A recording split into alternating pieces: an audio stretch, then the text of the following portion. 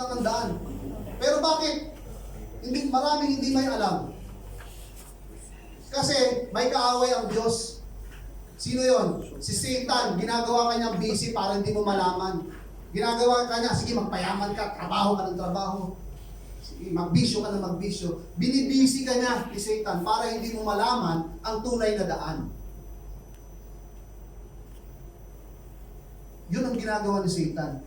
Pero ngayon, alam mo na, huwag ka papayag na hindi ka makakasama papuntang langit. Sino gusto pumunta ngayon sa langit?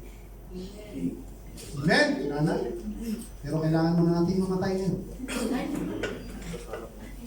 Sabi nila, huwag mo na ngayon, Lord, kasi araw na lang. Pero maganda, pinakamaganda, dapat handa ka. Kunin ka man ngayon. Paano kung last day mo na ngayon, mga sister, mga brother? Last day mo na ngayon. Dapat lagi mong binibigay ang best mo sa Diyos. Yung paglilingkod mo, lagi mong binibigay ang best. Yung pagmamahal mo sa magulang mo, sa kapatid mo, ibigay mo yung paglilingkod sa kanya ng best. Kasi kung last day mo na ngayon, di ba pag last day mo na sa minsan, binibigay mo yung best mo. Dapat iisipin mo pala ang isang sekreto para maging best o excellence lagi ang trabaho mo. Iisipin mo na last day ko na ngayon.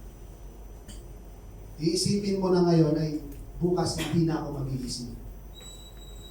Dapat ganun ang motivation natin. Para, wala ka ng hatred, walang ano sa iyo, walang space sa iyo, galit, walang space sa iyo, tampo. Wala nang space sa iyo kasi hindi yun gusto ng Diyos eh. Amen? So ano pa sabi? Paano dumaan sa langit? Ito ang sabi. Ito ang tunay na kahulugan ng Pasko. Bakit may Pasko? Dahil mayroong John 3:16. Common na common, pero bakit parang wala sa puso natin to? Pakibasa po na sabay lahat. At ilagay sa puso. Bibila ako ng 3 ha. 1, 2, 3, go! Sapagkat gayon na lamang ang pagsinta ng Diyos sa sanlibutan, na